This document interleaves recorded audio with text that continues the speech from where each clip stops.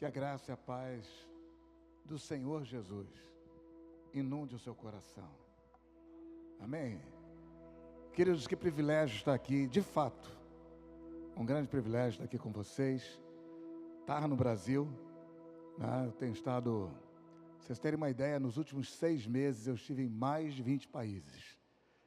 Eu tenho contado domingo, a cada domingo, tirando 2 domingos que eu estive em Ruanda, os outros domingos eu passei cada domingo num lugar diferente. No último domingo eu estava na Zâmbia, né? E hoje eu estou aqui no Brasil. O anterior eu estava no Zimbábue. Antes disso estava em Uganda, né?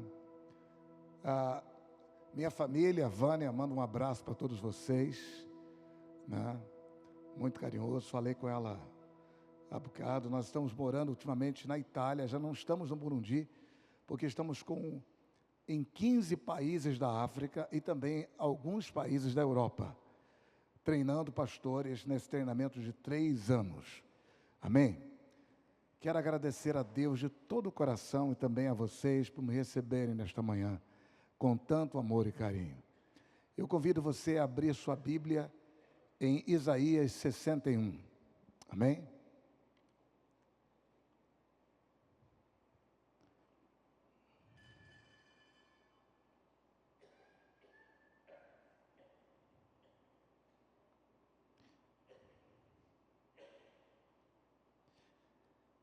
Nós vamos falar, o título dessa mensagem é uma nova prescrição. E precisamos entender que a Bíblia é um registro divino de descrições e prescrições.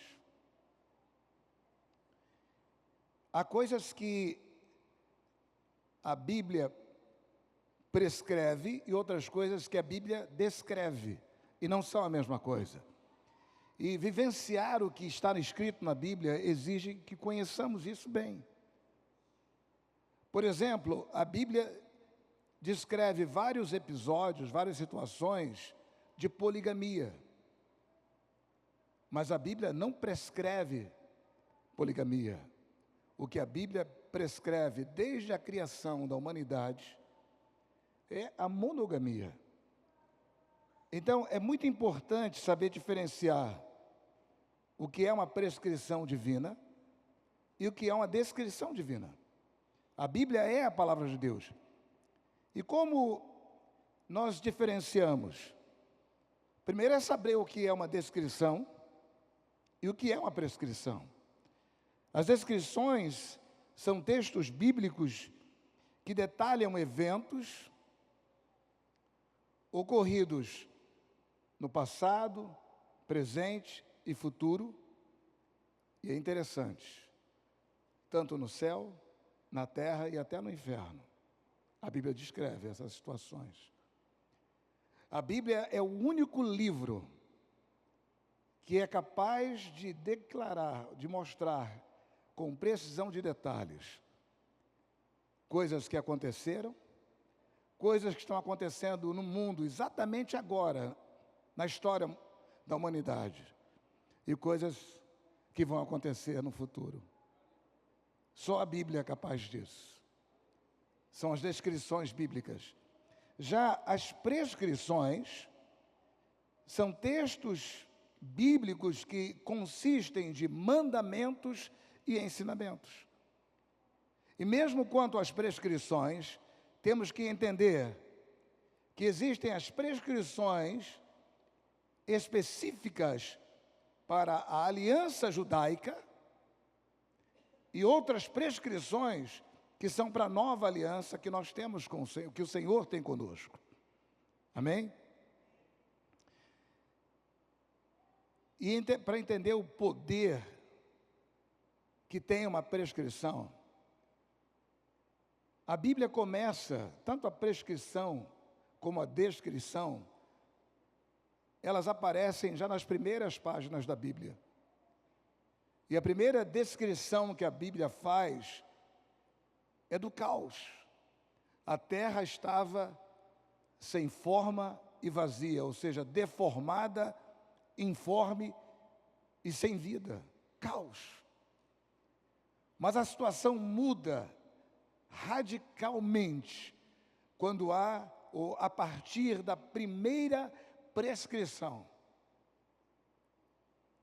E à medida em que cada coisa foi se ajustando, se moldando a cada prescrição de Deus, todo o universo foi passando por transformação.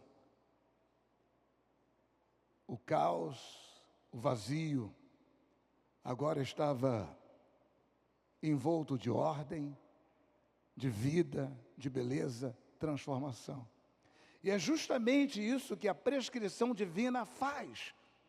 Toda vez que você coloca em prática o que a Bíblia prescreve, e esse é o objetivo de Deus com as suas prescrições, é que nós experimentemos a transformação que Ele planejou para nós. Amém? E tudo ia muito bem no universo inteiro, até o dia em que a primeira prescrição de Deus deixou de ser obedecida. Para você entender o quão é importante sabermos, conhecermos as prescrições bíblicas. No momento em que o homem deixou de cumprir pela primeira vez uma prescrição de Deus, tudo voltou ao domínio do caos. E é o que nós vemos hoje em dia, o caos.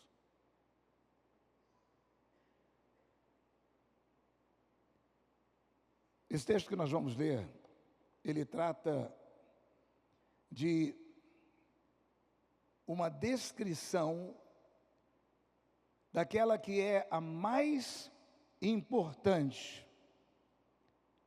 prescrição de Deus. Isaías 61 é uma descrição de uma prescrição.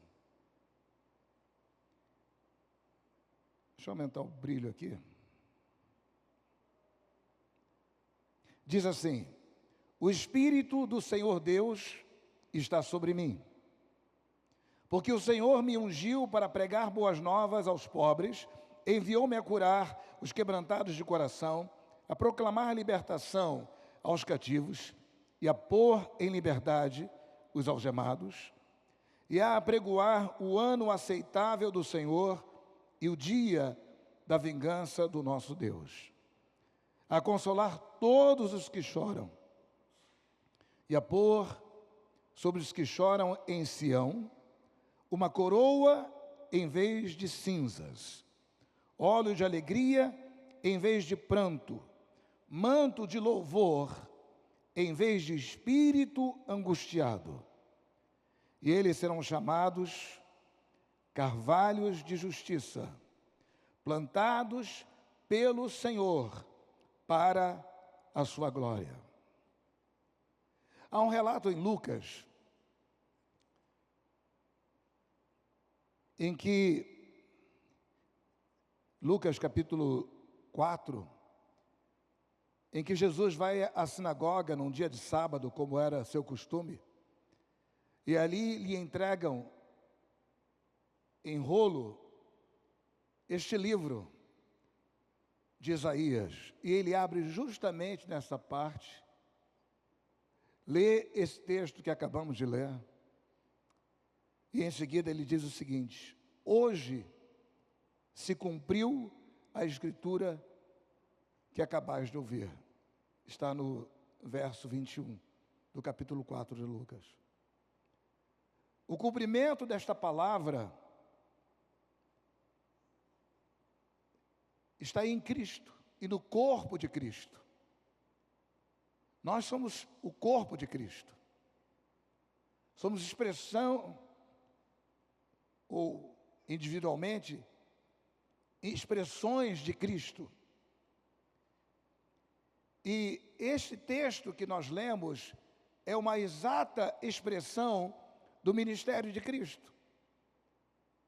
Em Atos 10, 38, diz que Deus ungiu a Jesus de Nazaré com o Espírito Santo e com poder, e por causa disso, Jesus saía por toda parte fazendo o bem, libertando as pessoas do poder, da catividade do inferno, da catividade do diabo, porque ele estava sob o poder do Espírito Santo. O Espírito Santo estava sobre ele. O cumprimento desta palavra está em Cristo, mas não só. Esta é uma palavra para o corpo de Cristo.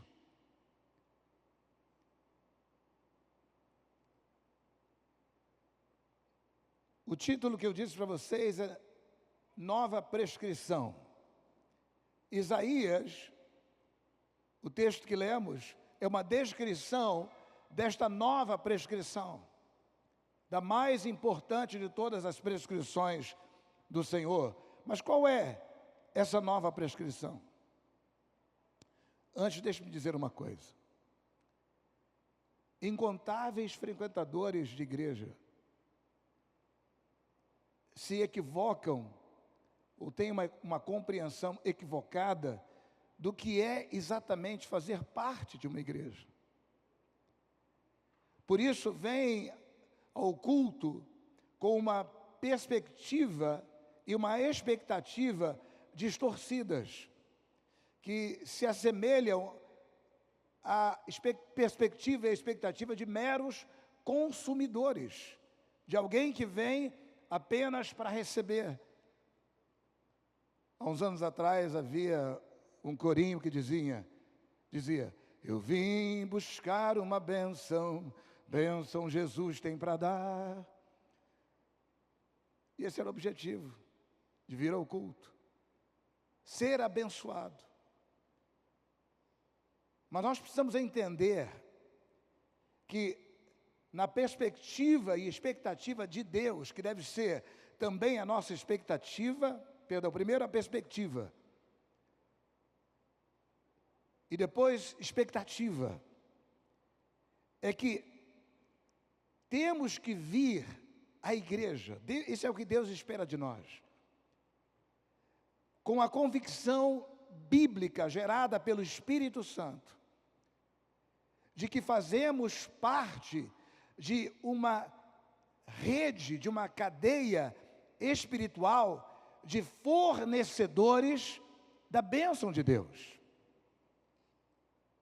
E é isso que esse texto está falando. O Espírito do Senhor Deus está sobre mim, e o Senhor me ungiu para, etc., etc., etc., que em síntese é uma coisa só. O Senhor unge para abençoar, para nos tornar abençoadores. O propósito não é sermos consumidores. Eu vou para receber, eu venho à igreja só para receber. Não. O Senhor, quando nos deu do seu Espírito, ao recebermos Jesus, e quando somos batizados com o Espírito Santo, a finalidade é que nós façamos parte dessa rede de fornecimento, uma rede espiritual de fornecimento da bênção de Deus, que nós nos tornemos abençoadores.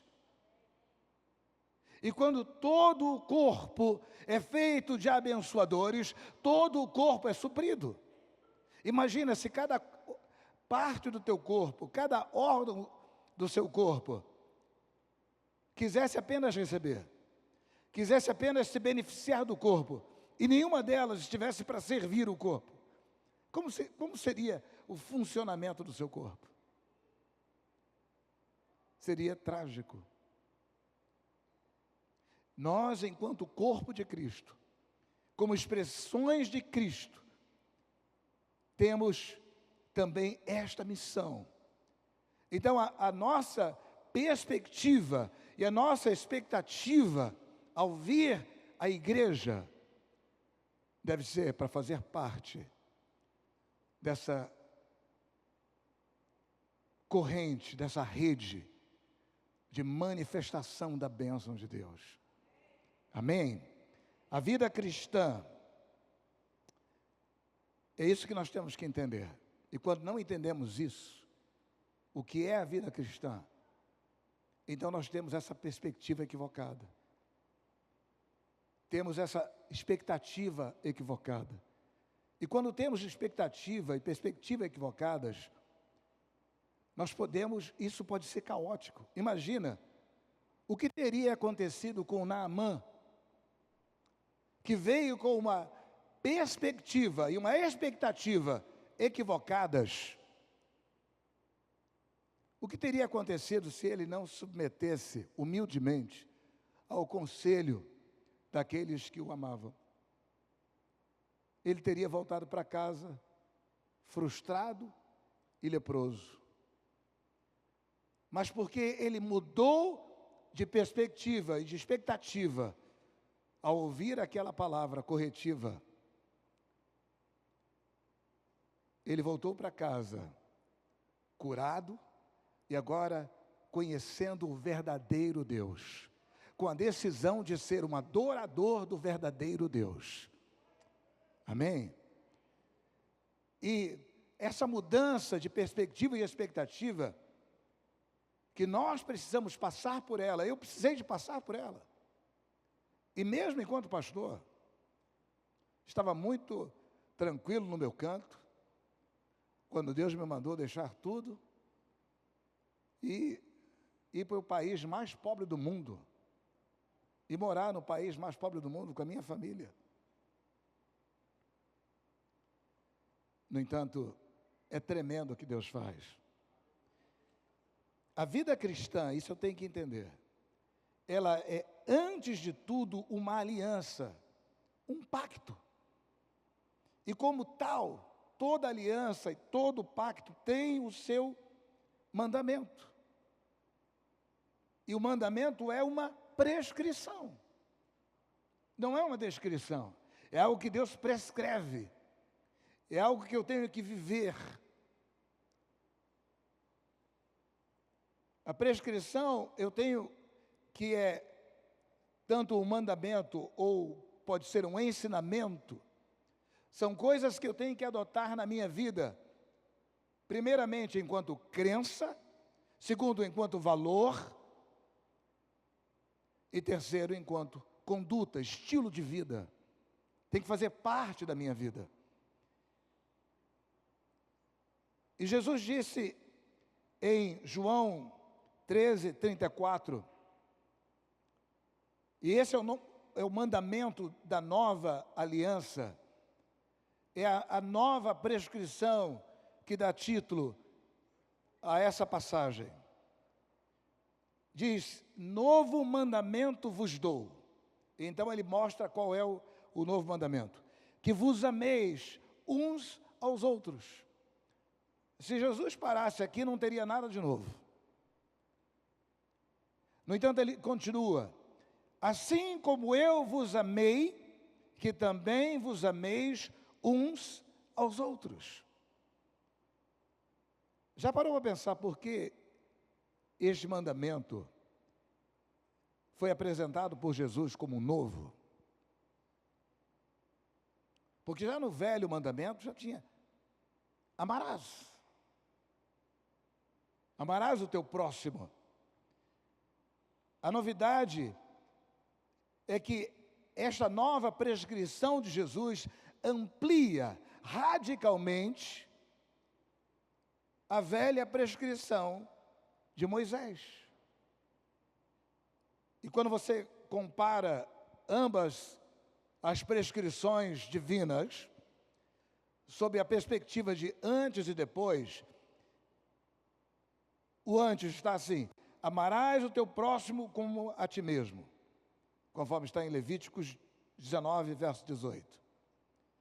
Já a parte nova dessa nova prescrição é, assim como eu vos amei, que também vos ameis uns aos outros.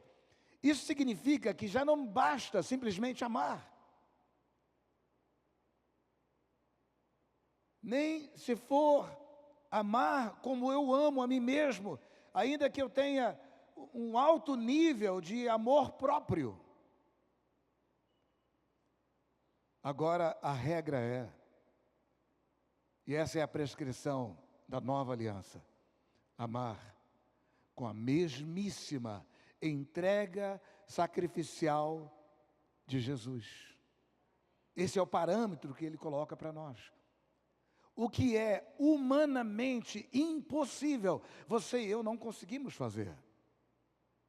A nossa natureza humana não nos permite fazê-lo.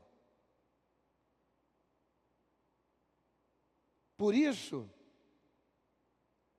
o papel do Espírito Santo, o papel da nova natureza de Deus em nós, sermos cheios do Espírito Santo, sermos diariamente renovados pelo Espírito Santo.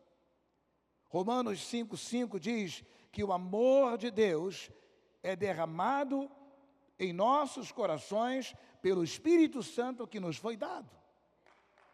Amém? É o Espírito Santo que nos habilita a amar com o mesmo amor de Jesus. Amém? Também está escrito em Gálatas 5, 22 e 23, e eu vou ler na NTLH. Mas o Espírito de Deus produz o amor, depois de falar do que a nossa natureza humana produz. É só coisa ruim, não tem nada de bom no Paulo. Não. Tudo que você vê de bom em mim é Cristo. Em mim mesmo não tem. É a ação do Espírito Santo em mim. Então, o Espírito de Deus produz amor, alegria, paz, paciência, delicadeza, bondade, fidelidade, humildade, domínio próprio, ou seja, autocontrole. Em mim mesmo eu não tenho. Mas o Espírito Santo produz. Então, o primeiro produto do Espírito Santo em nós é amor, que vai muito além de afeto, mas consiste de uma poderosa habilidade relacional. Observe, cada elemento do fruto do Espírito é para relacionamento. Amor, alegria, paz, paciência, delicadeza ou gentileza, bondade, fidelidade, humildade. Nós erramos. Se eu não tiver essa ação, essa produção do Espírito de Deus em mim, como é que eu vou reconhecer os meus erros e dizer, me perdoa? Eu estou errado. E mais do que isso, domínio próprio. Amém? E João, eu te convido a abrir em 1 João capítulo 3. Nós vamos ver essa nova prescrição de Jesus, detalhada por João e por Paulo. Essa prescrição você não consegue fazer por você mesmo. Por isso que Isaías 61 é uma descrição dessa prescrição. Ela é resultante da ação do Espírito Santo na sua vida. Você e eu precisamos ser cheios do Espírito Santo. Porque é o Espírito Santo que produz isso em nós. Amém? João disse, 1 João capítulo 3, verso 11. Nós vamos saltar alguns versos. O verso 11 diz assim: esta é a mensagem que vocês ouviram desde o princípio. E essa mensagem, ela é prescritiva. Que amemos uns aos outros. Este é o mandamento da nova aliança. Verso 14 diz assim, mostra por que precisamos de amar uns aos outros. Se amamos nossos irmãos, significa que passamos da morte para a vida. Isso é decisivo. Quando eu tenho a vida de Deus em mim, que é o Espírito de Deus em mim, como Jesus declarou, como Isaías profetizou, há um efeito colateral, imediato, que é amor. Porque o Espírito de Deus, o seu fruto em mim, em você, é amor. Então, quando eu tenho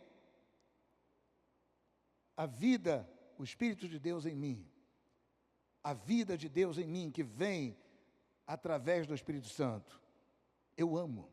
Se amamos nossos irmãos, significa que passamos da morte para a vida. Mas quem não ama, continua morto.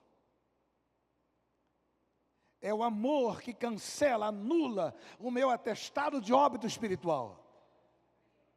Aleluia! E declara que eu ressurgi em Cristo Jesus, que eu sou nova criatura. Amém? O verso 16 diz assim, sabemos o que é o amor. Por quê? Porque Jesus deu a sua vida por nós. Isso tem uma implicação prática. Portanto, também devemos dar nossa vida por nossos irmãos. Eu não venho à igreja para ser abençoado simplesmente. Aliás, deixa eu te falar uma coisa. É a maior das frustrações, quando bênção é vista como meta, como objetivo. Bênção não é meta, bênção é consequência. Quando você coloca em prática as prescrições de Deus, aleluia, então a consequência é a bênção.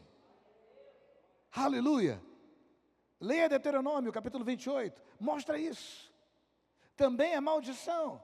A maldição é uma consequência de não colocarmos em prática as prescrições de Deus. Sabemos o que é o amor, porque Jesus deu a sua vida por nós. Portanto, é meu dever. Essa é uma descrição de uma prescrição, ou uma descrição prescritiva. Portanto, devemos dar nossas vidas, falando no plural, pelos nossos irmãos. E veja o aspecto prático disso no verso seguinte. Se alguém tem recursos suficientes para viver bem, e vê um irmão em necessidade, mas não mostra compaixão, como pode estar nele o amor de Deus? Como pode haver em mim amor de Deus? Se eu vejo meu irmão em necessidade, numa área em que Deus me abençoou de sobra, e eu não me compadeço e não vou ajudar meu irmão. Quando Jesus, ele se compadeceu de mim, aquele que não conheceu o pecado, foi feito pecado no meu lugar. E agora, por causa disso, você e eu somos justiça de Deus. Amém? Então, temos a prova de que nós temos essa vida em nós, é que quando nós nos compadecemos. Do contrário, não existe o amor de Deus em nós, tampouco a ação do Espírito Santo, porque o Espírito Santo, queridos, ele não é inoperante, ele não é inativo, ele não cruza os braços, ele não entra na sua vida para ficar de braços cruzados, ele entra na sua vida para agir, para transformar.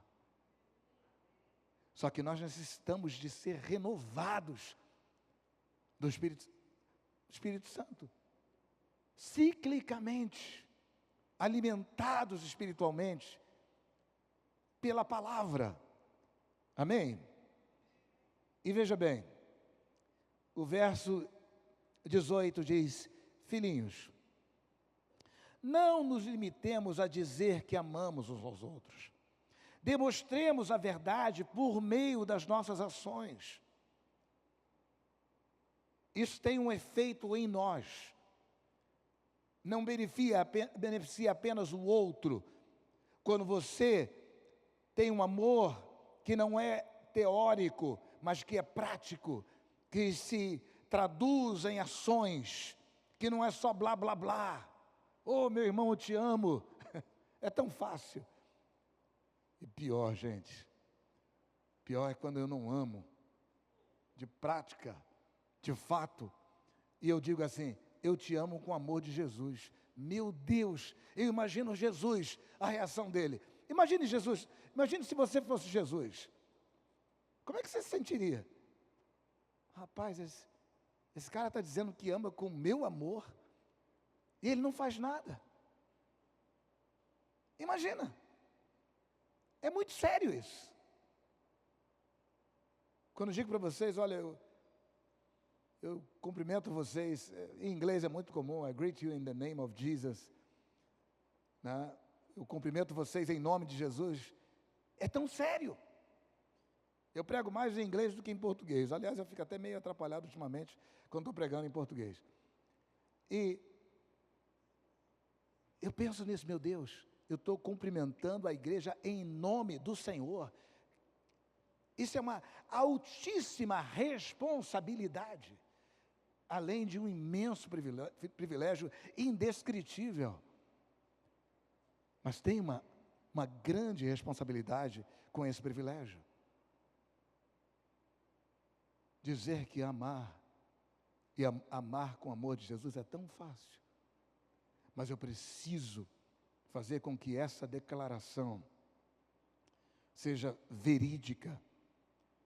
Não nos limitemos a dizer que amamos uns aos outros, demonstremos a verdade por meio de nossas ações. E o verso 19 mostra a implicação disso em mim. Com isso, saberemos que pertencemos à verdade e nos tranquilizaremos quando estivermos diante de Deus. Deus não vai ser um estranho para você e para mim, quando nós estivermos diante dEle, se nós praticarmos o amor, porque o amor é Ele próprio. Ele não vai ser um desconhecido. Você, uau, eu estou vendo aquilo que eu sempre vivi, aleluia, eu agora estou vendo o que eu vivi, e é isso que nós precisamos entender. E é impossível ler essa descrição claramente prescrita no novo mandamento de Jesus, sem notar que tratam-se de duas coisas totalmente práticas. Primeiro, a exemplo do amor não se resumir em meras palavras,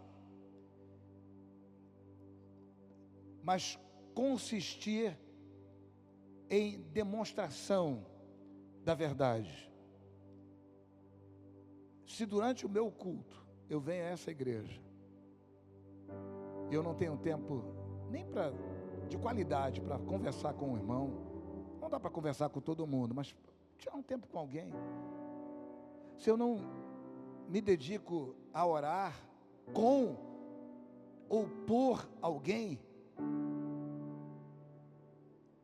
imagina, como é que eu vou tirar daquilo que Deus me abençoou de sobra para suprir aquele que tem falta, se nem um pouquinho de tempo eu consigo tirar?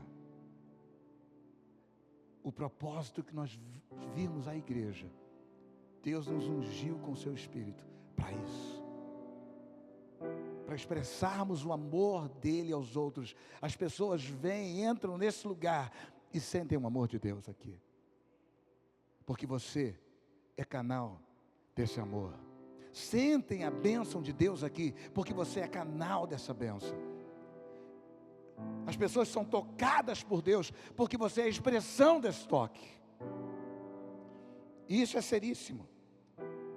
Por isso o apóstolo Paulo, ele colocou essa nova prescrição de Jesus de forma muito prática, ao dizer em Gálatas 6:2, levai as cargas uns dos outros, e assim cumprireis a lei de Cristo, a prescrição de Cristo, o novo mandamento.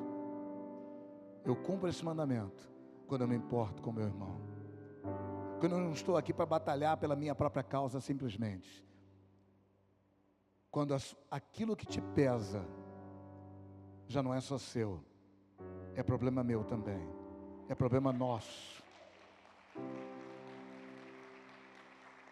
e nós batalhamos juntos, amém? Paulo disse aos Romanos, ame as pessoas sem fingimento, Romanos 12:9, odeiem tudo que é mal, e apeguem-se firmemente ao que é bom. E por que ele se refere à palavra fingimento? Porque está nos prevenindo contra o auto-engano. Quantas vezes eu, Paulo Sérgio, disse, eu te amo com o amor de Jesus, quando eu não amava? E um dia eu cheguei diante do Senhor e pedi, Senhor, me perdoa por isso.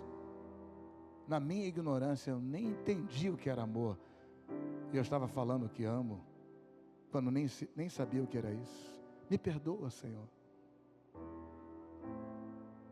E o verso 10, ele diz assim, dediquem-se uns aos outros com amor fraternal, prefiram dar honra uns aos outros mais do que a vocês. Queridos, isso que nós vimos de João e de Paulo aqui, abra por favor, para a gente concluir, em Mateus 25, verso 31.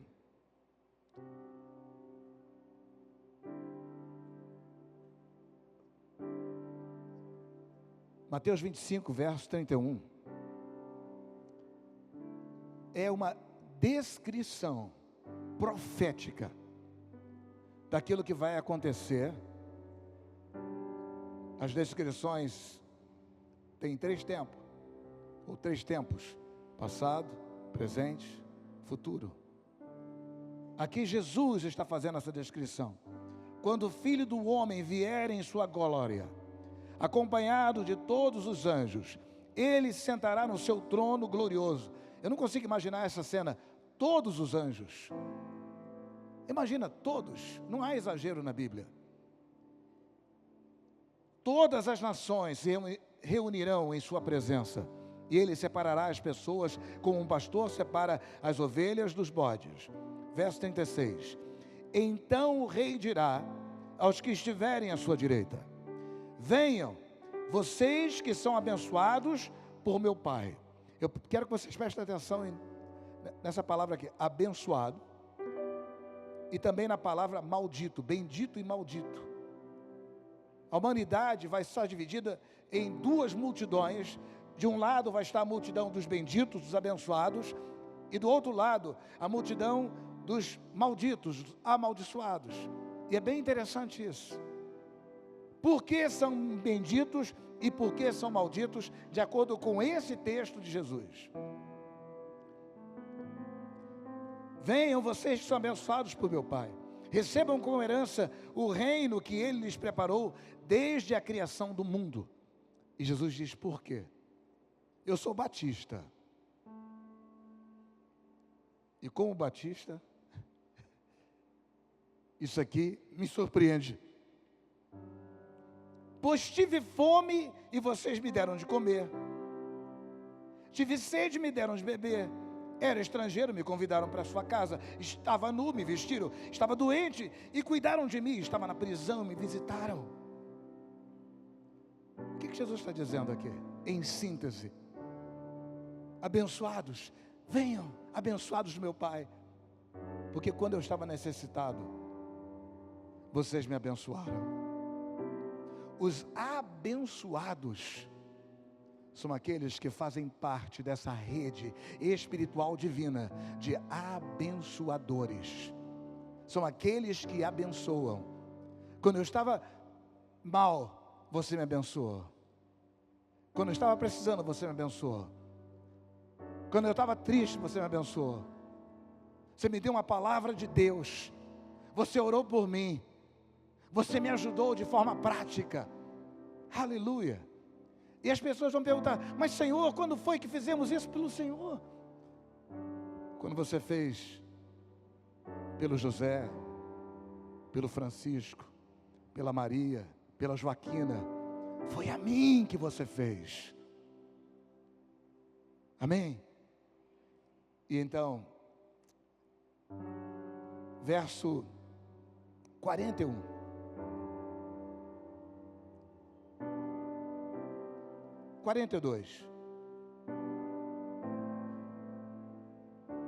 Perdão, é o 41 mesmo. Em seguida o rei se voltará para os que estiverem à sua esquerda e dirá: fora daqui, malditos. Outra multidão eram os benditos. Agora aqui os malditos. E vamos ver por que eles são malditos. Primeiro, vão para o fogo eterno preparado para o diabo e os seus anjos. E Jesus diz: por quê? Pois eu tive fome e vocês não fizeram nada. Eu tive sede, não fizeram nada. Eu era estrangeiro, não tinha onde me hospedar, vocês não fizeram nada. Eu estava nu, vocês não fizeram nada. Eu estava doente, estava na prisão, vocês não fizeram nada. É muito chocante isso. O nível zero de toda a escala de maldições começa com fazer nada. Simplesmente fazer nada. E sabe o que me surpreende? É que do lado dos malditos vai estar lá as pessoas, os genocidas.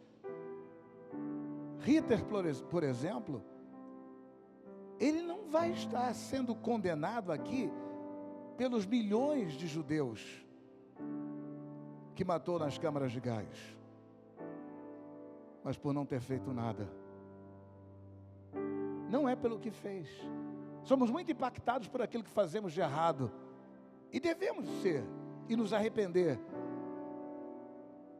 Mas aquilo que fomos ungidos para produzir. O Espírito do Senhor Deus está sobre mim, e o Senhor me ungiu para. Essa é a palavra-chave desse verso. Você recebeu o Espírito Santo com uma finalidade, com um propósito. Deus ungiu você, Deus salvou você, Deus me salvou com um propósito. Ele quer expressar a sua bênção, quer expressar o seu amor, quer expressar a sua misericórdia, e precisa de você. Ele chamou você para isso. O Espírito do Senhor Deus está sobre mim, e o Senhor me ungiu. O propósito, primeiro, evangelizar os pobres. 2, consolar os que estão sofrendo. 3, proclamar, que significa anunciar pública e enfaticamente, em alta voz. E proclamar o quê? Que os escravizados e aprisionados serão libertos. Deus chamou você e a mim, nos deu o Espírito Santo para isso. E eu estou terminando. 4, dizer aos que choram que chegou o tempo do favor do Senhor, o dia da ira dele contra os inimigos dele, em que vai haver um virar de mesa. 5, pôr sobre os que choram em Sião. Sião é símbolo da igreja, é o monte onde está o templo, uma coroa em vez de cinzas, olhos de alegria em vez de pranto, manto de louvor em vez de espírito angustiado. E aí vem o resultado: eles serão chamados árvores sólidas, Árvore na Bíblia é símbolo do ser humano, plantado junto a ribeiros de água, que dá seu fruto na estação própria. Tudo quanto faz prospera. Aleluia. Gente abençoada. Amém. Serão como carvalhos de justiça, expressão da justiça de Deus. Aleluia. Plantados pelo Senhor, para que Ele seja glorificado. Aleluia. Aleluia. Aleluia. Aleluia. Efésios capítulo 4, verso 16 diz que o corpo cresce pela justa operação de cada parte. Existe um papel, querido. Você pode ser tímido, não ter eloquência suficiente para falar em público para um monte de gente, mas existe um papel que você pode fazer.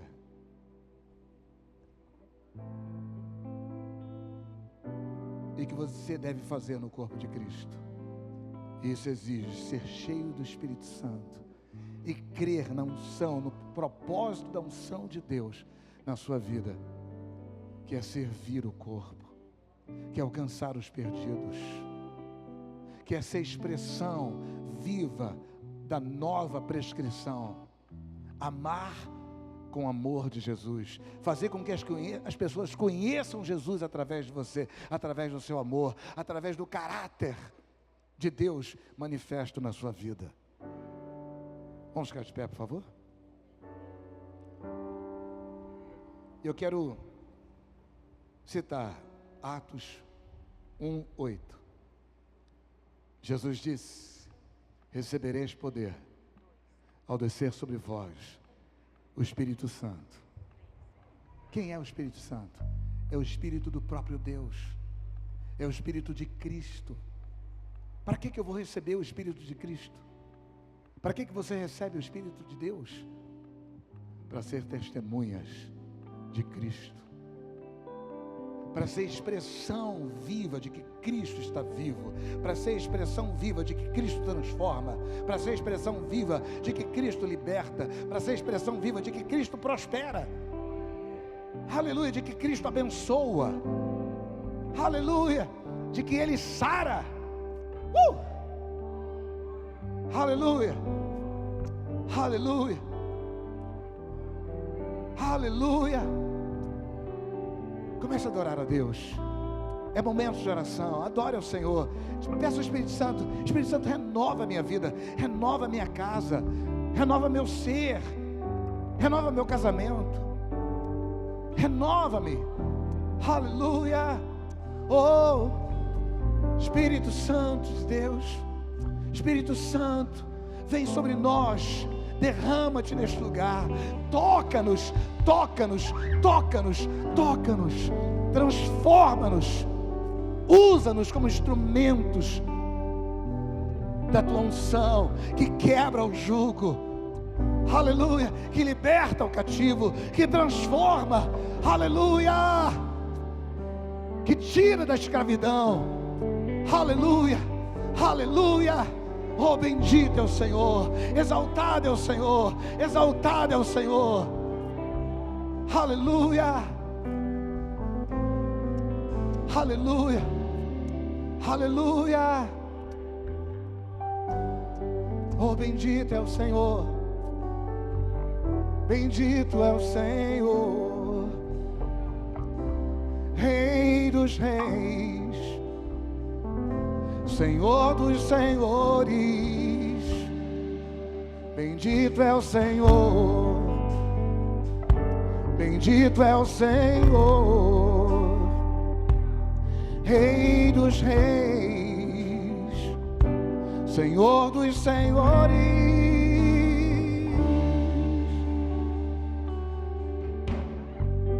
Adore ao Senhor, adore ao Senhor. Pai, te adoramos por Jesus, te adoramos por teu Espírito. Toca, renova, Batiza com o Espírito Santo, batiza com o Espírito Santo. Toca, Senhor, derrama da tua unção sobre cada vida, em nome de Jesus. Transforma a tua igreja, Pai, que tenhamos a identidade do Senhor Jesus, o seu amor, a sua paixão, o seu compromisso, a sua decisão de ir aos perdidos, arrancá-los das trevas pelo poder do teu Espírito. Aleluia! Eu quero praticar essa palavra muito rapidamente.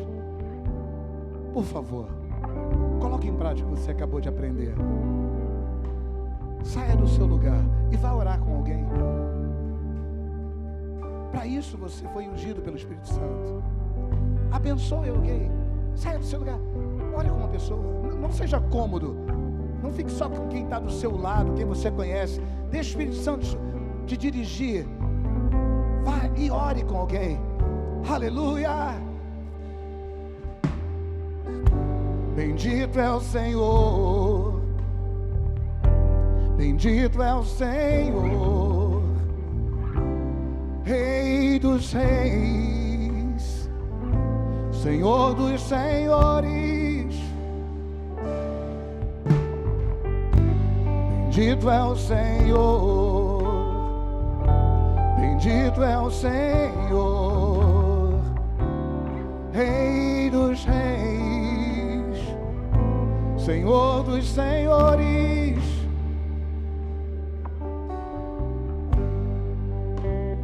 Que Deus abençoe sua vida.